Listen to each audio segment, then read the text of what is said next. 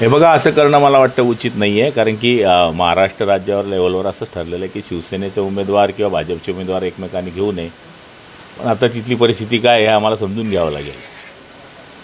एकीकडे राज्यामध्ये याच्यावर आपल्या दोन पक्षांमध्ये राजकारण तापलेलं असताना दुसरीकडे ग्रामीण ठिकाणी पण आता भाजप शिवसेना करायला लागली. चुकीचं आहे, कारण की आदरणीय देवेंद्रजी, आदरणीय एकनाथ शिंदेसाहेब आणि अजित पवार यांचं असं ठरलेलं आहे की एकमेकाचे कार्यकर्ते एकमेकाच्या पक्षात घेऊ नये.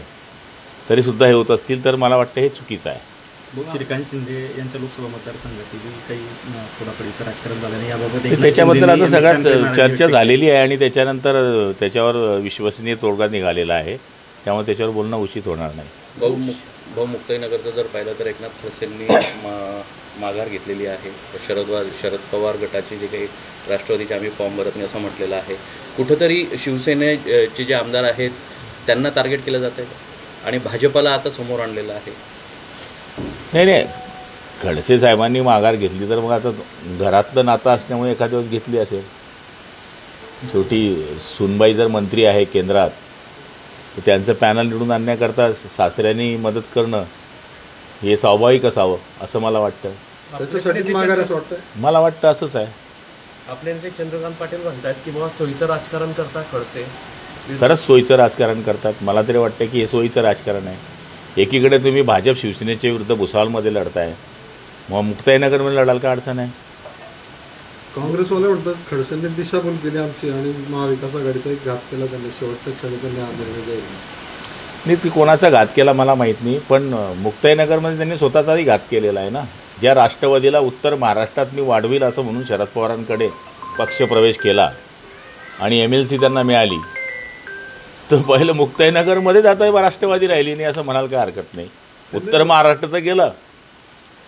खडसेंनीच म्हटलं की शहरामध्ये राष्ट्रवादीची ताकद नाही, आमची कमजोर आहे. मग ते उत्तर महाराष्ट्रात सांगणार होते ना. आता मुक्ताईनगरमध्येच ताकद संपली आहे असं म्हणाल काय हरकत नाही.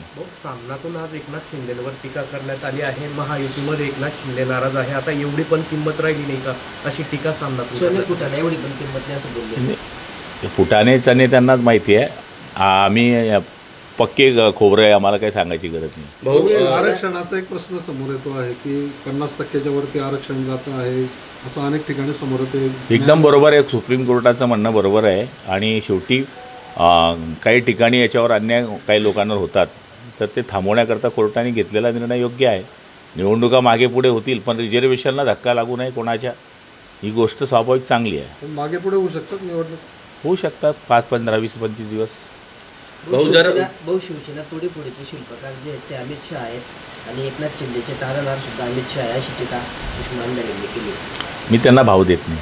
आमदार पडलेला प्रदेशाध्यक्ष जे आहेत रोहिणी खडसे यांनी ट्विट केलेलं आहे की घराणेशाहीचं राजकारण चाललेलं आहे. प्रत्येक मंत्री आमदार आपल्या पत्नीला मुलीला तिकीट देत आहेत असं ट्विट केलेलं आहे. आपल्या घराकडे आजूबाजू बघा ना जरा थोडं, कसं वाटतं तुम्हाला? छान.